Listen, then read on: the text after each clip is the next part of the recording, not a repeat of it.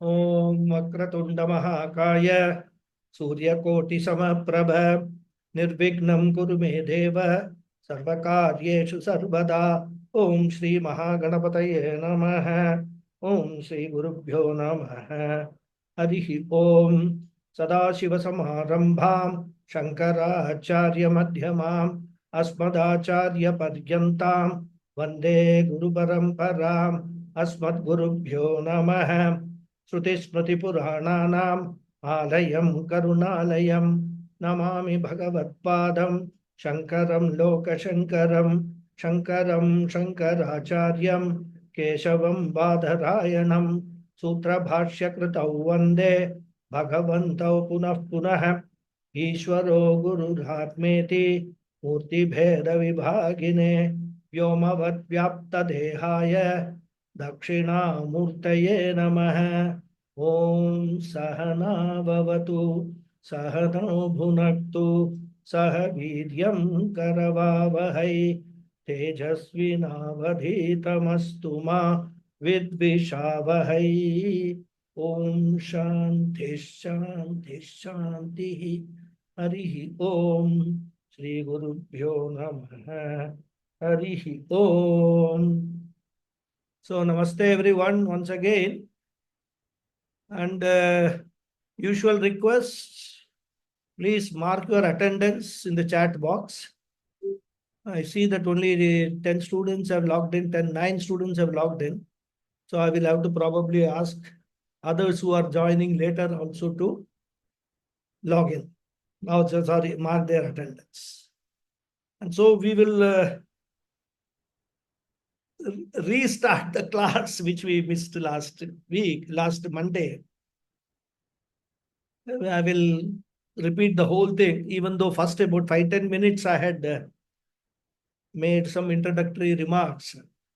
But for the sake of the record, I will repeat the whole thing so that it gets recorded. So as I was mentioning in the inaugural talk, we will commence our study with the Shanti Pata and understand its meanings. So like all other Upanishads, this Upanishad also starts with the Shanti Pata. What is Shanti Pata? Shantyartam Pata hai Shanti Pata. By every Upanishad will have a Shanti Pata. And which Shanti Pata each Upanishad should have is determined by the Veda to which the Upanishad belongs. So here, since this Upanishad, as I explained in the inaugural class, belongs to Atharvana Veda, the Shanti Pata is Bhadran Karnebihi. That is the Shanti Pata of Atharvana Veda. In fact, those who are familiar with Ganesha Atharva Sirsham, that also belongs to Atharvana Veda, and there also the Shanti Pata starts with Bhadran Karnebihi. And all the Rig Veda Upanishads will have Vang Me Manasi Pratishtita as the Shanti Pata. And as I was mentioning in the last class, aborted class, Ajurveda is divided into 2 schools, Krishna Yajurveda and Shukla Yajurveda. So all the Krishna Yajurveda Upanishads will have the Shanti Pata Sahana Bhavatu. And all Shukla Yajurveda Upanishads will have Shanti Pata Purnamadav Purnamidam Purnat. Samaveda Upanishads have a particular Shanti Pata Apyayantu Mamangani. I'm just giving you the first 2 lines because we don't have time to recite all the Shanti Patas. So in all there are 5 Shanti Patas, Pancha Shanti Pata. And they are all part of the Upanishad. And each Shanti Pata conveys a beautiful message, a beautiful prayer rather. And in fact, some of them can be used even as daily prayers by everyone, not necessarily spiritual seekers. Of course, spiritual seekers can certainly use it, or I would say should use it. But everybody can use All these Shanti Pata, they are very, very, very meaningful. So, what is Shanti Pata? It's a prayer for peace. Shanti means peace. But why do we want peace? Because in our life, the peace is taken away by obstacles which come in our way when we set out to on some mission or some accomplishing something that. Pratibandha nivritti eva shanti.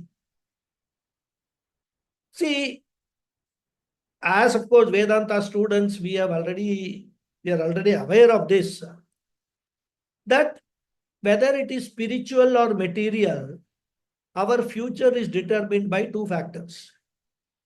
One is the free will given by Bhagavan.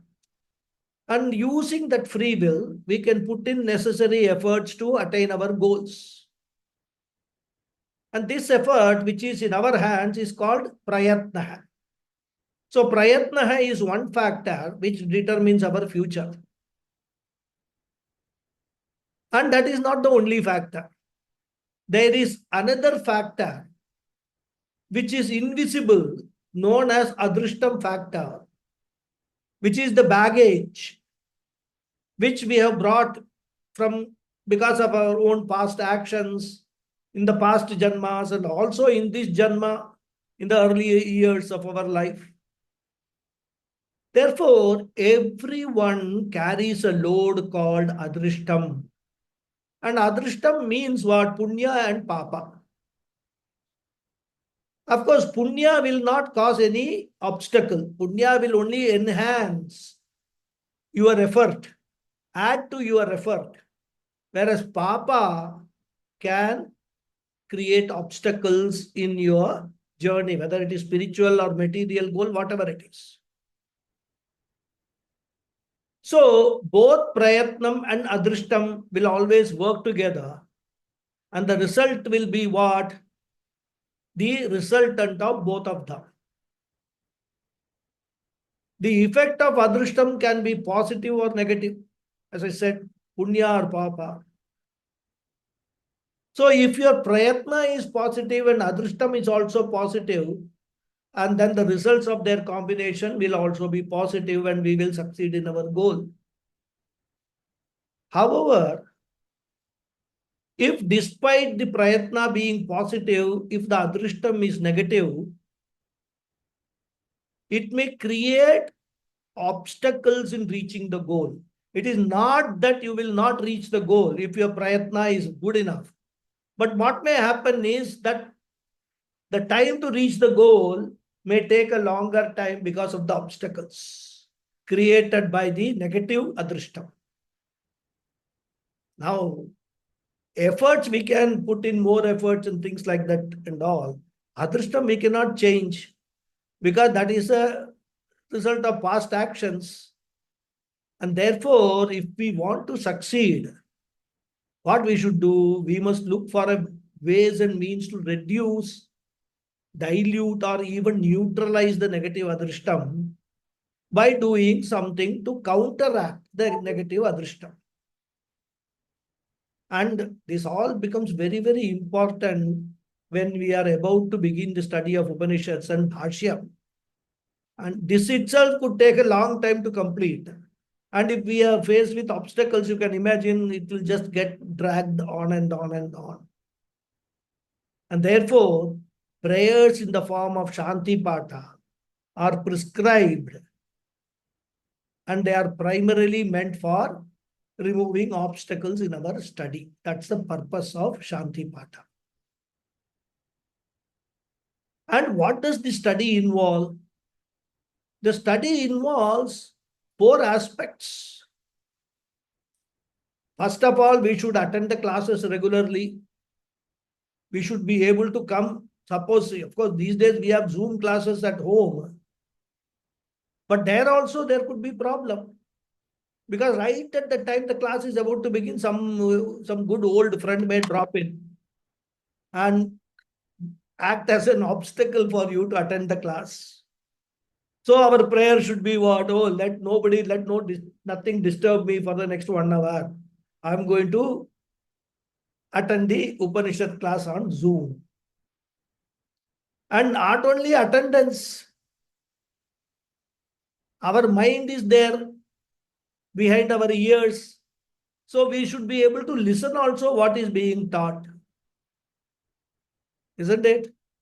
Because if the mind is, if the obstacles attack the mind, what will happen? Sitting in the class, the mind will go around all over the world.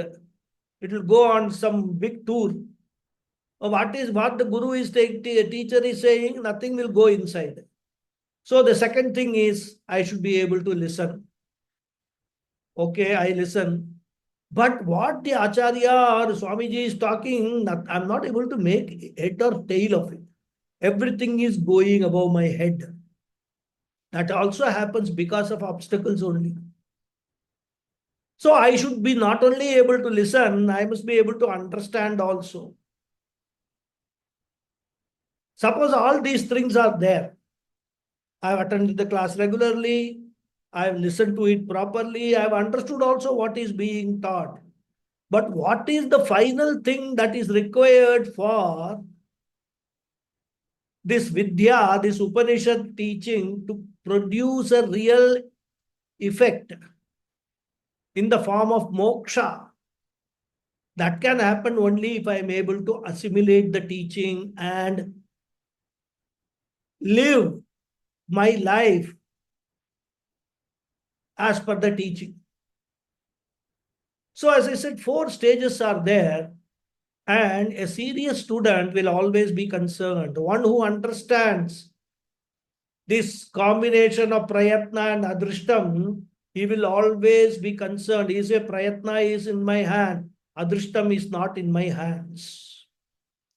And that is why in the tradition they suggest that before you start something, chant some prayers, generate some positive adrishtam. The very chanting will produce some positive adrishtam, so that if there are negative adrishtams, the positive will either neutralize or at least reduce the impact.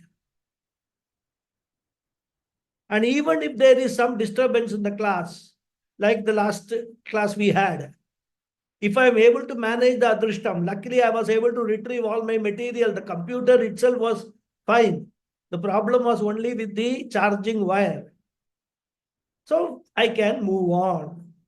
And therefore, in our culture, we start everything with a prayer. So the purpose of the prayer is to reduce the impact of possible negative adrishtam. And of course, there is another purpose of the Shanti Pata, which is to appreciate the role of grace of Ishvara. And this is very important, because when we succeed in our goals, there could be one very big obstacle which may come in our way for our future progress, and that is arrogance. Once you have understood and even memorized Vedanta, we may become very arrogant. The very study of Vedanta can make us arrogant. In fact, there is an anecdote which is told about Swami Chinmayananda. One person came to Chinmayananda and he told him very proudly, Swamiji, I have gone through all the 10 Upanishads with Bhashyam. I have gone through Bhagavad Gita and also Brahma Sutra. Swamiji said, that is wonderful, great. You have achieved something which it's not easy to achieve in one lifetime. I'm very happy to note that. But please tell me, how many Upanishads have gone through you? You have gone through Upanishads, okay, but how many Upanishads have gone through you? That was Swami Chinmayananda is known for his wit and humor, and also very sharp comments rather. So the arrogance should not come. Therefore, the third purpose of Shanti Pata is help us to tune up for the study and avoid the arrogance which is could come rather as a result of the study. So as I said, then Shanti Pata also helps in alerting us in the beginning of the class. Okay, now Shanti Pata has started. Now the class is going to begin. Like I was saying, it's like a music which comes before the news, you know. Olden days, of course, these days, I don't know. I don't watch any news. But in TV and all, Doordarshan, before the 9 o'clock news comes in the evening, there will be a signature tune. So the Shanti Pata is like the signature tune. Okay, everybody quiet now. The study is going to start. So the Shanti Pata tunes our mind for the study of the scriptures. And there are Shanti Patas which are specifically meant for spiritual seekers, whereas some Shanti Pata are very general. There are some Shanti Patas which can be used both by spiritual seekers as well as others, rather, that is material people. For example, Sahana Bhavatu is a Shanti Pata which everyone can, recite, but normally Sahana Bhavatu is recited only by spiritual people. I mean, people who are in the spiritual field. Rather. It's not that it cannot be recited by others. But there is a context.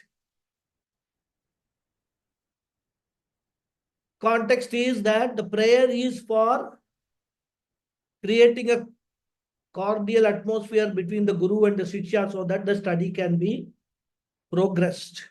So that way it becomes a very specific Shanti Pata. Whereas Bhadran Karne Bhi is a very general Shanti Pata. Anybody can chant along with the daily prayers. So it's a very beautiful prayer. So now, as I was saying, I want one volunteer to come forward and chant this. I will chant the Shanti Pata. The volunteer can chant after me. And others can also chant by muting their mic so that it doesn't disturb or other people rather. So if somebody knows this Bhadran Karne Bhi Shanti Pata, they can come forward. Otherwise, yeah, I can do it. Okay, very good, very good. So let me see whether you can, others can mute yourself. Who was that offered? Satish ji, you offered to chant? Yes. Okay. So you can even switch on your video also so that everybody can see you. Okay. So we will start. Om Bhadran Karnebhih Shrunuyama Devah. Badram Karnebi Shrunuyama Devaha. Bhadram Pashyemakshabhiryajatra. Badram Pashyemakshabhiryajatra. Sthirairangai estushtuvaagumsastanubhihi. Tirairangai Sustuvagum Satsanubihi. Vyashema devahitam yadayuhu. Yashema Devahitam Yadayuhu. Swastina Indro Vriddashravah. Swastina Indro Vruddashavaha. Swastina Pusha Vishwavedah. Swastina Pusha Vishwavedaha. Swastina Starkshyo Arishtanemihi. Swastinastakshyo Arishtanemihi. Swastino Brihaspatirdhadatu. Swastino Bruhaspatir Dadatu. Om Shanti Shanti Shanti. Om Shanti Shanti Shanti. Dhanyawad. Very good. Dhanyavad. Dhanyavad. Very good. So, this Shanti Pata, this prayer, through this prayer, the student is asking for fitness of his entire personality to pursue the studies. Because when we are sitting in the class and listening to the teaching, there are so many factors involved. All those factors of my personality must function as a team in coordination for successful Shravanam. That means what? The physical body must cooperate. Back pain, knee pain, and all should not come. Then Jnanendriyam must cooperate. Karmendriyams must cooperate. If you are taking notes, your mind must cooperate without getting distracted. Intellect must cooperate in absorbing what is being taught. And all these faculties are called karanams. Karya karana sanghata. All put together by Bhagavan. And according to our tradition, there are various deities, devatas, who are in charge of every particular faculty of ours. And each devata represents one cosmic power. And each of these powers are situated in our gross and subtle bodies. In fact, those of you know Rudram, Chamakam and all. Not only that, even otherwise when we do the puja, when we do the nyasa. For example, the Lagunyasa of Rudram lists some of these powers. Om Prajanane Brahma Tishtato. What is Prajanan? Prajanan is the recreating faculty, recreation faculty. There, Brahma is the Devata for that. Padayor Vishnustishtato. For the legs, which help in our movement. The Devata for that is Vishnu. So like that, each part, Hridaye Shivastishtato, Kanthe Vasavastishtanto, Vaktre Saraswati Tishtato, Nasikayor Vayustishtato, Nayanayos Chandradityau Tishtetam, Karnayor Ashvinau Tishtetam, Lalate Rudras Tishtantu. Like that, if you read the Ragunyasam, many devatas, which part, which devata is there, that reminds us. And in fact, it's an indirect way of telling Aham Brahmasmi. Because when we move from Eka Rupa Ishvara Bhakti to Aneka Rupa Ishvara Bhakti, what is Aneka Rupa Ishvara? Nothing but all the cosmic powers. So those powers are in us itself. We have to visualize all those powers within our own physical and subtle body, that is gross and subtle bodies. And that is why this nyasam is important. Then it says finally, Sarve Shangeshu Sarva Devata Yatasthanam Tushtantu. So it cannot list all the devatas. So there is a general clause. Let that devata reside in that anga. Yatasthanam Tishtantu. So these are all called what? Adhisthana Devata. For every organ of ours, every faculty of ours, we have got an Adhisthana Devata. And in this prayer, this Bhadran Karnebi prayer, we are invoking the grace of all those Devatas and asking for what? Very simple things. Let my body be fit for at least 1 hour. Of course, it should be fit all the time, but at least during the class, it should be fit. Similarly, mind should be fit. So, this is the prayer. And we will understand this prayer both from the spiritual angle as well as general angle. Okay. He Devaha. Devaha here refers to Adhisthana Devata.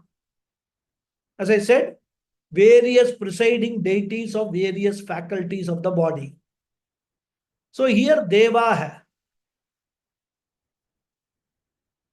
Bhadran karne vishrunuyama Devaha. So Devaha is a Sambodhana here. He Devaha. O Devatas. Bhadran karne bihi shrunuyama. He Devaha. Shrunuyama. May we listen. Bhadram. Auspicious things. Mangalam. Listen through what? Karne bihi. Through our ears. Hey Devatas, may we listen to auspicious things through our ears. Specifically here, Dig Devata, because Dig Devata is the Adhishtrat Devata for hearing. So, Karne bihi Bhadram Shrunuyama. Through our ears, we should always hear auspicious, pleasing words. Bhadram. May everyone behave with me in a pleasing manner. Because our life is a series of interactions. We know when we interact with an auto rickshaw driver in Chennai, what all we are forced to listen, isn't it? The more papa you have got, the more aggressive that auto rickshaw driver will be. And sometimes, because of that, it would have happened in the morning, throughout the day, you feel very bitter. The language, the approach, the mode. But unfortunately, we have no control over others. And therefore, the prayer is, oh Lord, all interactions with everybody, being auto rickshaw driver, bus conductor, whoever it is, be such that whatever I hear must be pleasing. Bhadram means favorable, pleasing, anandakaram, endearing, smooth, etc. All these meanings you can bring. Bhadram generally means mangalam. So this is the general meaning. But in a spiritual context, there is only one ultimate auspicious thing. In the entire creation, there is only one ultimate auspicious thing, and that is Brahman or Bhagavan. As we see in Vishnu Sahasranamam, Pavitranam Pavitram Yo Mangalanam Cha Mangalam Daivatam Daivatanam Cha Bhutanam Yo Avyaya Pita. So he is Pavitranam Pavitram, Mangalanam Cha Mangalam, Daivatam Devatanam Cha. So Brahman or Bhagavan, according to our tradition, is the ultimate Mangalam. So, from a spiritual angle, the meaning we have to take is, may I listen to Bhadram, means may I listen to the knowledge of Brahma. Knowledge of Brahman, I will say, because Brahma, if I say, means Brahman. Brahma, I say, means Brahmaji. Okay. But I will still use the Nakaranta, Napumsakalingam, Pratipadika, Brahman, I will say, so that it's clear. So, in Vedantic context, Bhadram means, may I listen to the knowledge of Brahman. May I listen to that which is auspicious, which is Brahman or Bhagavan. Oh Lord, let me hear about Brahman in these classes. So that is the prayer. And what is auspicious? Auspicious is that which leads us to something which is helpful, something which is good, which helps us to grow and which will lead us to moksha. Some people say luck, but luck is relative and differs from person to person. One commentator says, Bhajaniyam Kalyana Vachanam. So, Kalyana Vachanam means auspicious words. For a mumukshu, these Vedanta Vakyas, which are revealing the nature of the attributeless Brahman, is Bhadram, is the auspicious words. So therefore, in the context of Vedanta, Bhadram means the sentences which reveal the Ananda Swarup of Brahman. So included in this prayer is a hidden prayer, that we have a good hearing capacity, so that we may have a good hearing power, and with that, may we listen to the Vedanta Vakyas. Then, Bhadram Pashyema Akshibihi Yajatraha. Yajatraha. The word Yajatraha can be interpreted in different ways. One meaning is Devaha, gods. All the Devas, they are called Yajatraha because they are supposed to protect and help those people who pray to them. The word Yajanam means prayer or worship. Tranam means protection. Yajantam trayate iti yajatraha. So those who are protecting those who are doing the yajnas. And those deities who help those people, whoever does the Shanti Pata or Nitya Puja, etc. Therefore, Devatas are called Yajatraha. So here again it is Sambodhana. He Yajatraha. And another meaning of this word, Yajatra, is Yajna Shila. Yajanti iti Yajatra. Those who are worshipping and those who are doing yaga. So meaning these the sadhakas, who are doing various sadhanas, doing yajnas, worshippers. May we see everything Bhadram. Akshibihi. Pashyema Akshibihi. So here, Yajatras also we can extend the meaning to Karma Yoginaha. Those who are doing Panchamaha the Vihita Karmas. And Yajatraha can also mean those who are doing Jnana Yajna, studying and teaching of Vedanta is also called a Jnana Yajna. We are right now doing Jnana Yajna only. So Jnana Yajna Sheela, people who are engaged in this particular form of bhakti or devotion, which is in the form of pursuing this knowledge. Yajna means that which connects a person to Ishvara. So anything which does that can be called a yajna. So we who are engaged in the pursuit of knowledge, may we see Bhadram. So Bhadram Pashyema Akshibihi, Akshibihi means with eyes, through the eyes. Pashyema, may we see. Bhadram, auspiciousness. Akshibihi, through the eyes. O God, through my eyes may I see only Mangalam, good things. Earlier we prayed for hearing good things. Now we are praying for seeing good things. Suppose I go on the road and in front of me I see an accident and somebody has fallen, wounded severely, blood is coming out. It is considered an Amangala Darshana, which you did not want. Isn't it? That's why when we normally don't stop in the accident sites. Oh, there are a lot of curious people. They will go and see. In fact, they will even prevent all first aid being given. But religious people, people who understand, who pray for Pashyema Akshibihi Bhadram, They will not sit there, go there and snoop around, see how much blood has come and all, isn't it? It is Amangala Darshan, so we don't want that. We want only Mangala Darshan. Similarly, no, I can confront anything in life, I can experience anything in life at any time.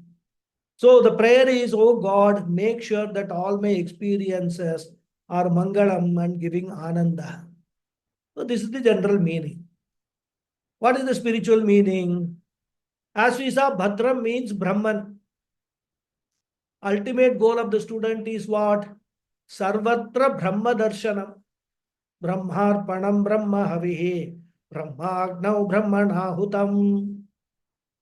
So may this teaching lead me to that condition where I see God alone everywhere, Ishvara alone everywhere.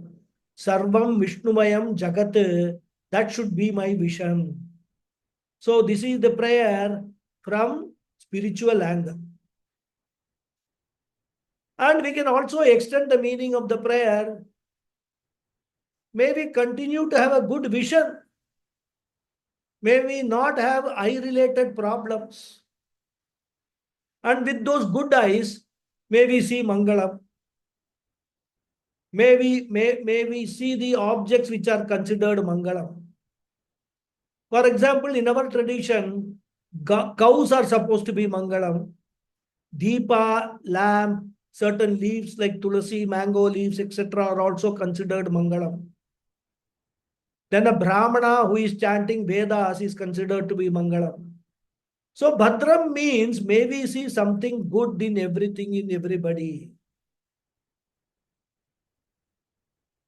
There is a mantra in Yajurveda, Mitrasya Chakshusha Aham Sarvani Bhutani Samikshye.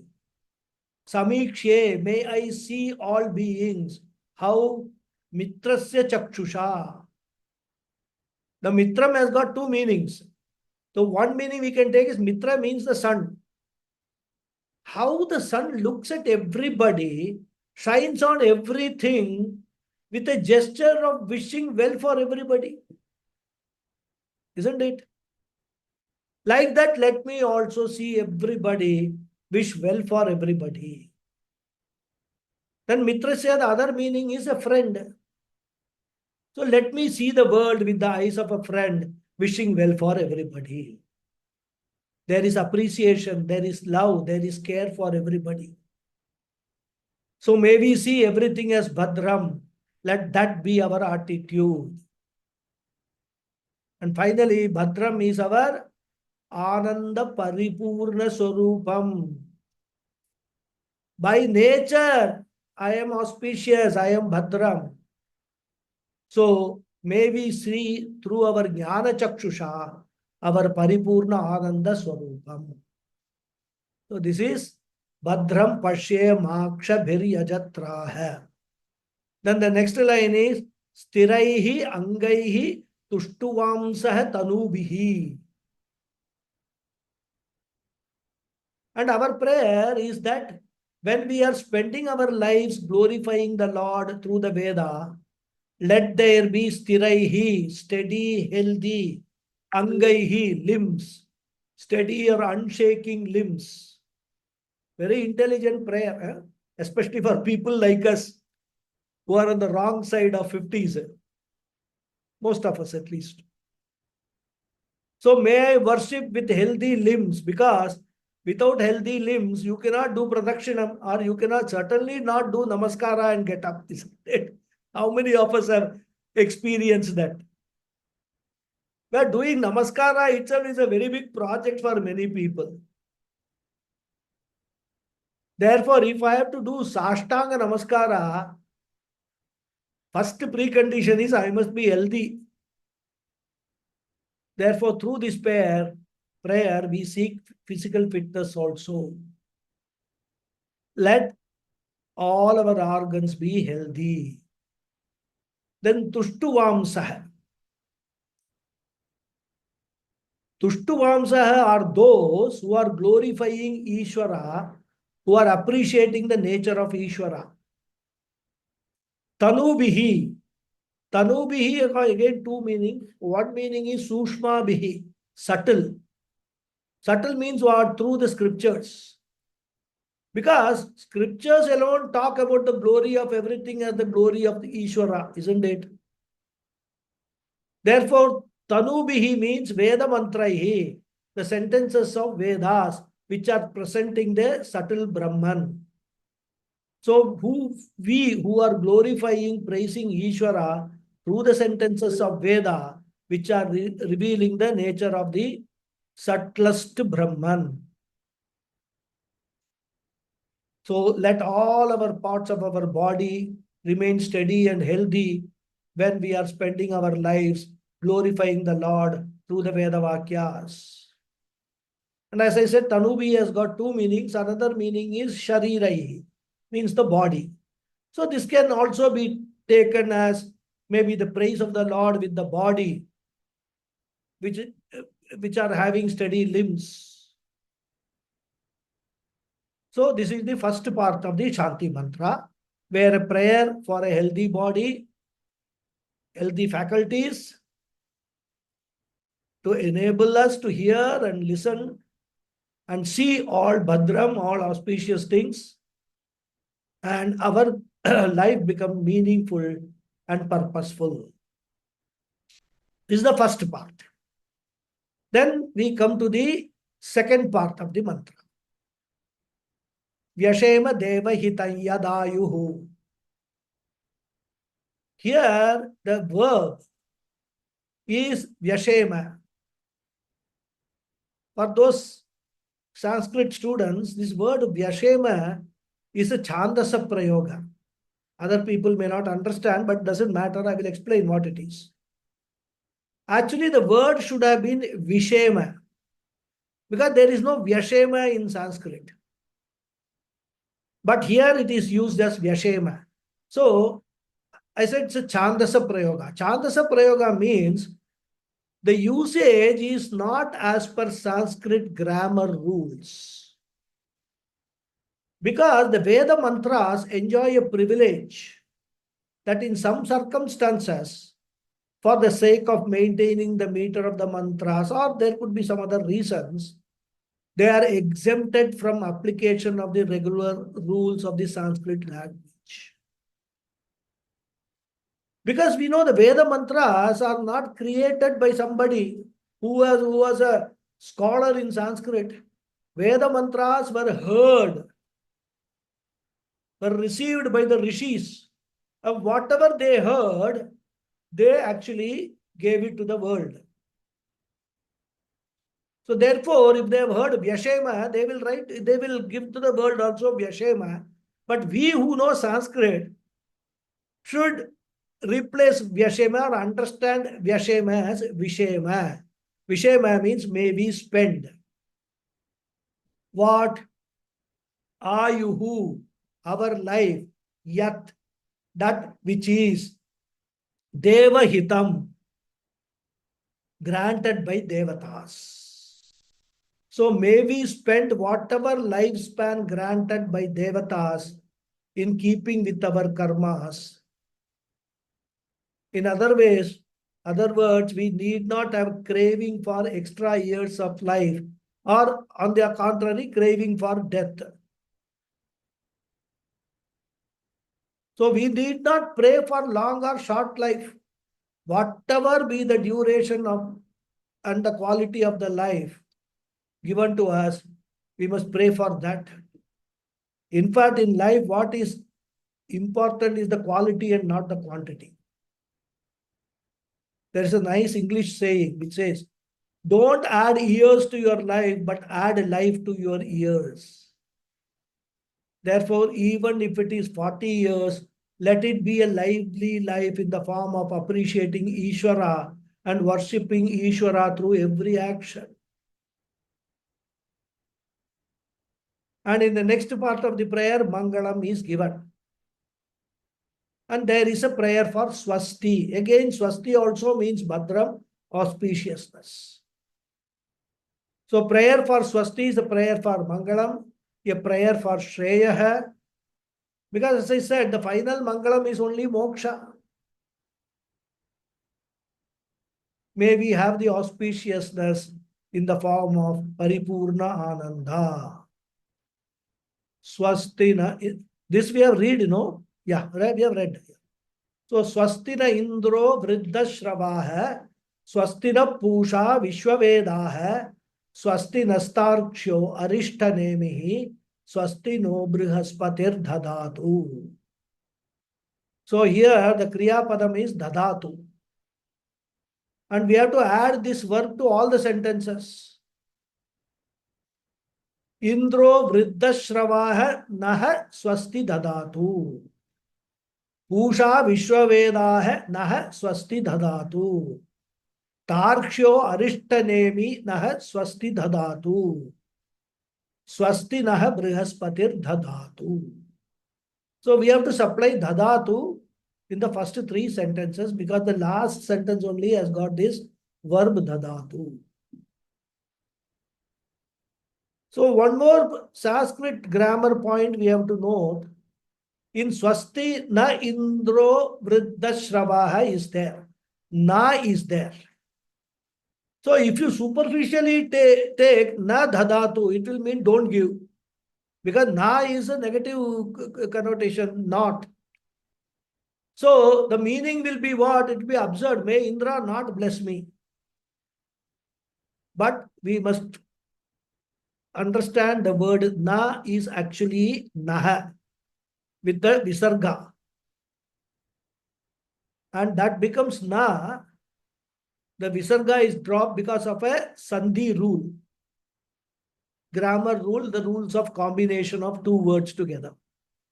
Therefore, we have to read it as Swasti Naha Indro Vriddha Shravaha. Naha means us. So now we'll see the word meanings. Indro, Indraha, king of Devatas. He is qualified by the adjective Vriddha Shravaha, one who has got great fame, famous. Naha, us. Dhadatu, may grant us. What? Swasti, Mangalam, auspiciousness.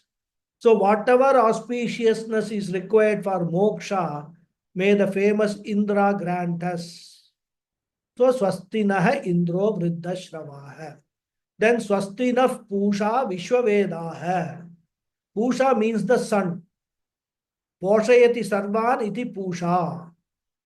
The one who nourishes everyone. Vishwavedaha, the illuminator of the world, who is omniscient. Again, as I said, we must apply dadatu to grammatically complete the sentence. So, Pusha Vishwavedaha Naha Swasti Dadatu. May the omniscient sun God grant us Mangalam. Then, Swasti Nastarksho Arishtanemihi. Tarksha is the name of Garuda, which is the vehicle of Bhagavan Vishnu. It is known for its speed, very fast. In fact, Gajendra Moksham, if you have Narayaniyam Gajendra Moksham, or in Bhagavatam also, if you see, Taksha plays a big role in when the Gajendra is crying for help. Bhagavan Vishnu sitting on Taksha comes at a lightning speed to save Gajendra. Its motion is not obstructed by anybody. Nemihi means movement. Arishta means not obstructed. Rishta means obstruction. Arishta means not obstructed.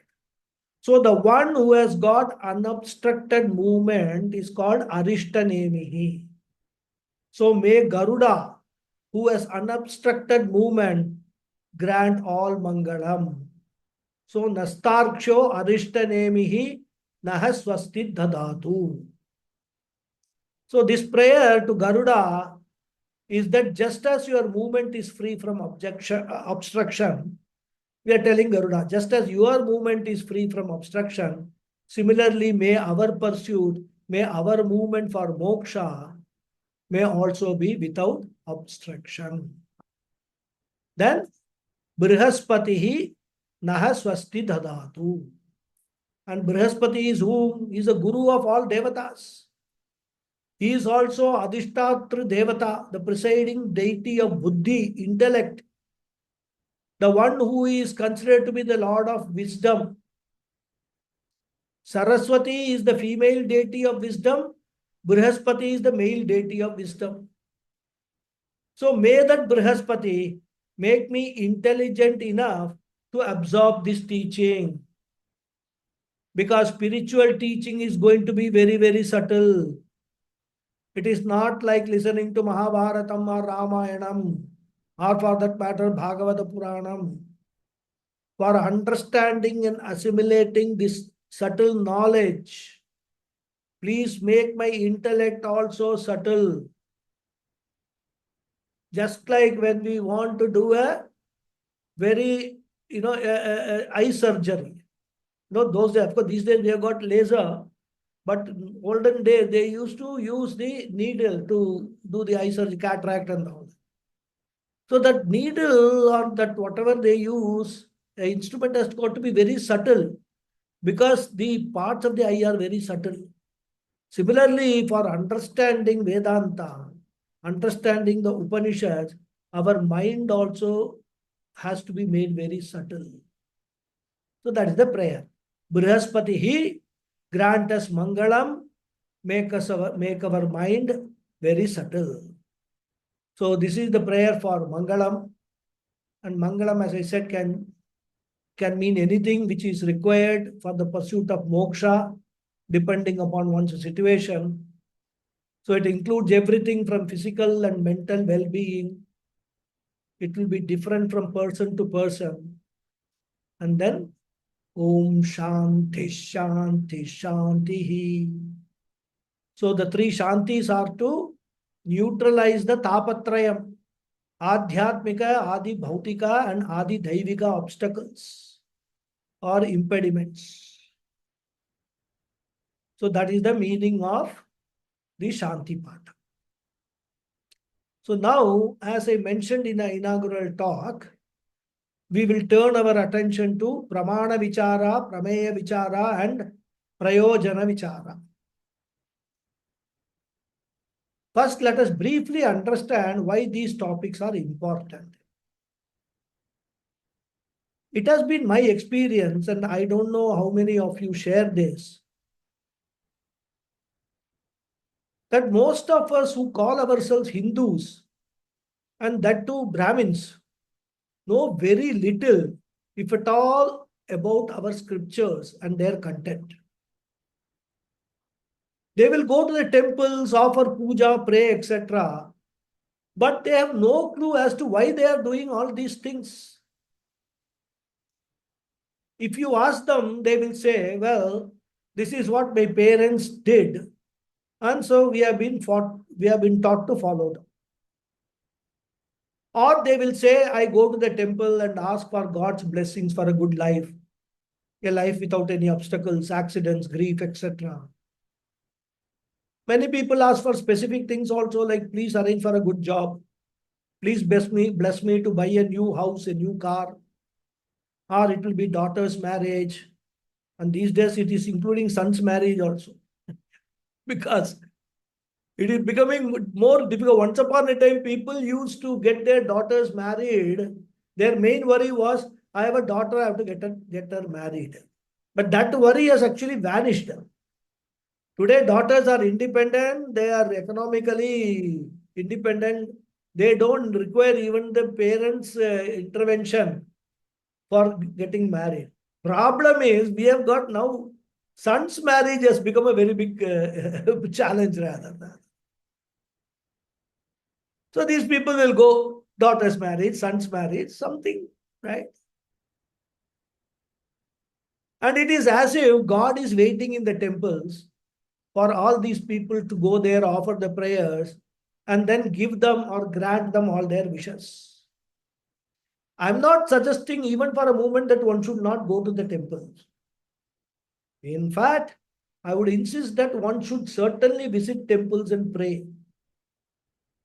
Some of the temples have been blessed by great Mahatmas, and their positive energy generated by them are still there in the temple. So we should visit those temples. But then while visiting the temple, one should know what to expect and what not to expect. On the one hand, you do all sort of papa karmas, adharmic karmas, and earn lot of papas, and then you go to the God and say that now give me this and give me that without any obstacle. What can God do?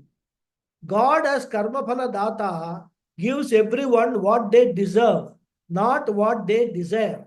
That we must be very clear.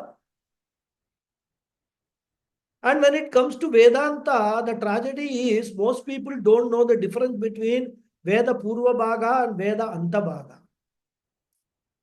When I tell people that I teach Vedanta, their immediate question is that, does that mean you can officiate as a priest in marriages, shraddham, etc.?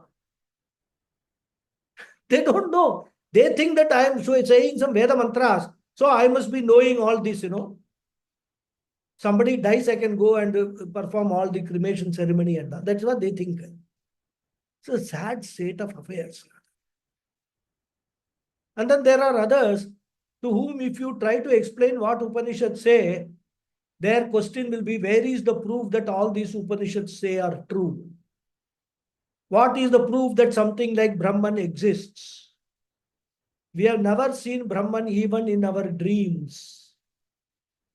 So if you say Upanishads are the proof, then they will ask, why should we take them as proof? Why can't they be wrong or just a figment of someone's imagination? We say, no, no, no, there's Aparusheya. Then they will say, okay, even if we accept that as correct, their next question will be, what will I get by studying Vedanta? With such people, it is very difficult to have a meaningful discussion on anything about scriptures. With such people. In fact, there is one more category, unfortunately. If I tell somebody what is Vedanta, they'll ask, what are you teaching? I said, teach Upanishad. I'm also interested in that. Why don't you send me the link? In all sincerity, I will send them the link and they will never be seen in the class. That is their interest. Interest is only to show off to me. They are interested in Vedanta. They know nothing about Vedanta. A, B, C, D of Vedanta, they do. So there are such people are there. Now, some students who come to study Vedanta may also be harboring similar doubts. They could be skeptical about the teachings, at least in the initial stages. Therefore, as a part of the traditional teaching methodology, the Pramana Vichara, Prameya Vichara, and Prayojana Vichara are discussed by the Acharyas. Since you are all already exposed to the teaching of one Vedanta text or other, I will deal with these topics very briefly without going too deep into them. And we will continue in the next class from that. Okay. Say the prayers. Om Purnamada Purnamidam Purnat Purnamudachyate Purnasya Purnamadhaya Purnameva Vasishyate. Om Shanti Shanti. Harihi Om Shri Gurubhyo Namaha. Harihi Om. I hope you all have marked your attendance. If you have not, please do. Because I'm going to now closely watch the attendance and then, as I told in our inaugural class, if somebody is unable to attend regularly, then better he become Ekalavya student, remote student. Okay. Any Dhanyawad. questions? Namaskaram. Namaskar. Yeah, there is one interesting aspect here when you are saying these devatas exist in us. So in one of the Upanishads, I don't know, maybe Brihadaranyaka somewhere, the person gets very angry. So he starts doing puja against the devata. So other guy, wise man, says, don't do it. He says, no, I want to punish them. So finally he completes and his own, all the organs start burning. He feels as if it is, he's unable to bear the pain. Yeah. And then he stops. So I heard that, yeah. That's what, ultimately, all the spirituality is about connecting with the cosmic powers. Once you connect at the first stage, then only you can go once you connect with the seen ones, then you can go to the unseen one, isn't it? So it's step-by-step progress, sir. Yes, Sitaramji. What I wanted to know was, is there any book which we can refer to? Today on the website, I saw Swami Paramarthananda's treatise. But Sarma Paramarthananda, is there a book on with Bhashyam? Yes, But then you can use it. it's some 400 pages I saw. You can use it. But in any case, what I will do is I will today or this weekend, I will send you a PDF copy of Okay. the Upanishad with Bhashyam. Okay, excellent. So that you can keep it as a reference. Okay. And then follow, use it for taking notes and then follow the talks. Because, Okay. of course, Paramarthananda ji has also beautiful explanation. You can follow that also. It will be an additional input for you, Okay. along with what I am explaining in my own words. See, since I'm not familiar with Sanskrit, what I do is I listen to the lecture and then write down the shloka in whatever tuta puta in the Sanskrit which I can, and then make the word meanings. Yeah. So Yeah, it that is helps how me do it. because everybody, we cannot expect these days to be expert in Sanskrit. But then that's why I said, I was a little bit apprehensive. But then I thought that, we should not lose this opportunity. Because my Guru, Swami Sadatmananda in Gurukulam, always used to say, want to teach Upanishad, teach it with Bhashyam. That was his advice always. So I thought, okay, that advice is also there with me, my Guru's advice. So I should teach with Bhashyam only. That's why I decided. It will not be difficult because every word I will explain. And in fact, the beauty of Bhashyam is it is being explained by Shankaracharya himself. And there are some very nuances which are there in his explanation, which we'll be able to appreciate. Okay. And it's the great guru, right? The parampara, he is teaching us directly is a very great blessing for us. I always view Bhashyam study as that only. As if Shankaracharya is sitting in front of me and he is reciting this. I may understand the meaning, not understand the meaning, doesn't matter. But Shankaracharya is sitting and he is reciting this Bhashyam in front of me. So with that itself, the Shraddha increases rather. That if Shankaracharya is saying, there must be something really important for us to understand. So that the feeling comes. May I request Guruji, I you want to add to send here. that Shanti Just one- mantra in the text? May I request you to send that Shanti mantra? Yeah. See, the text is this Bhashyam which I will send. For top, it is Shanti mantra only, it starts. Okay. I will send the text. I will send you a PDF copy so that it doesn't get distorted. Okay. So I will send it to you tomorrow or day after. Before the class, you will get it. Yeah, only the Shanti mantra alone. You want? Okay, I will send that. That plus the PDF separately, but this mantra alone, then that I can extract and probably try and practice to chant. No, I will send you the Shanti mantra in a separate word file to everybody, in fact, not only you. Because what we will do is, in every class beginning, we will chant the Shanti mantra. Yeah, very good. So it is good for you to have the Shanti mantra with you in writing, so that you can see it and then till you memorize it, you can chant it, along with me. Yeah, that's so very I will good. do both. So I'll send you two documents. One is a Word document with the Shanti mantra only. Another will be a PDF document containing the Bhashyam and also all the Upanishad mantras. Thank you very much. Thank you. Guruji, Satish here. Now, we as a Kannada people, we have got one great advantage. We have one Swamiji Sachidanandra Saraswati from Holenachipur. So he has written all the Upanishads in our language, Kannada, including Shankar Bhashya. So that is one of the advantages we have. Yeah, that's true. Now some Swamiji has written in Telugu also, if I'm told, because I don't know Kannada or Telugu. But this is the beauty, when this can reach in our own native language, it will be easy to understand many of these aspects. Ultimately, language is only a communication tool, right? Acharya wrote in Sanskrit, so we have to necessarily study on the basis of Sanskrit, and then what we have studied with Puja Swamiji or Swami Paramatmananda is all in English. The conversion of that Sanskrit into English. But Tamil also is there. In fact, I started teaching in Tamil some 5 years ago, but I found it extremely difficult because then I have to search for specific technical words and things like that. I find English easy because other gurus are there. They have already explained it, so I can fall back upon them. That is what it is. Anyhow, good. Yes, Hariji. Thank you very much, Guruji. Namaskaram. Namaskaram. Hari Om. Hari Om. Hari Om Guruji. Thank you. Thank you. Guruji, so the PDF file which you will be sending is with Bhashyam is written by whom? Written by nobody. It is only Bhashyam and Mantra. Okay, Shankara. Bhashyam is written by Shankaracharya. Mantra is from the Mundaka Upanishad. Okay. Yeah. Yeah.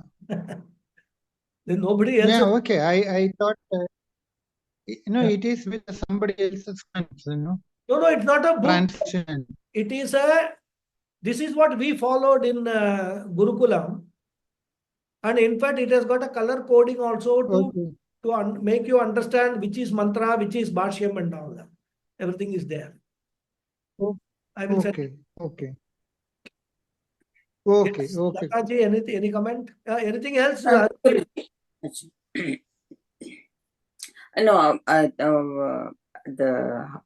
it comes in Atharvana Veda. That means it is the Atharvana Rishi who heard it first. Is that what it implies? So, yeah. And Guruji, I have a question, which is I know it's not a proper question, and forgive me for that. The study of the Mundaka Upanishad or any of the Upanishads, I'm asking this question because I have had the good fortune of listening to your other Vedantic teachings, starting from Vishnu Sahasranama and the Tattva Bodha and Vivek Chudamani and now Bhagavad Gita. Is this going to give more knowledge than what you have already given us in those teachings? Certain aspects, I'll explain. Certain aspects of those teachings where we have not been able to cover in those texts, that will be covered here. Okay. Not necessarily with relate to Brahma Vidya, but even other aspects. Yeah. I will give you a clue. In fact, maybe in a few classes down the line, in the context of what Adi Shankara Bhashyam has written, I will explain the difference between Advaitam and Visishta Advaitam. What is this Visishta Advaitam? We must understand, isn't it? Today, if a Visishta Advaitam comes and tells you that all that is Shankaracharya has written is nonsense, it is not correct, on what basis he is saying you don't know, correct? Number two, you don't know how to refute him also. Yes. Suppose you are a strong Advaitini, so no, what Shankaracharya is saying correct. On what basis you will say? So we have to understand why all these different philosophies are there. I'm just giving you this as an example. Yes. Okay. So it will come. What difference between Advaita and Visishta Advaita? Then that will be a fodder for your intellect. Then you see whether it makes sense or not. Which of the two makes sense to you? Then you can make a choice that this makes more sense, this doesn't make sense. So like that, additional areas and all will get covered because Adi Shankara does that only. When Bhashyam study is important because there are so many. This question would never even have occurred to us when we were studying Bhagavad Gita and all, right? Or even if it occurred to us, we will not have an opportunity for that to be explained. We are sticking only to the Bhagavad Gita slokas, not the Bhashyams. Because Bhagavad Gita Bhashyam also, Shankaracharya deals with all these things in great details.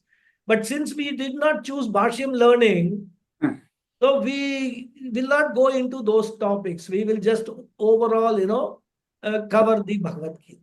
That's why Bhashyam learning is very, very important, very good if we are seriously pursuing this moksha pursuit is there.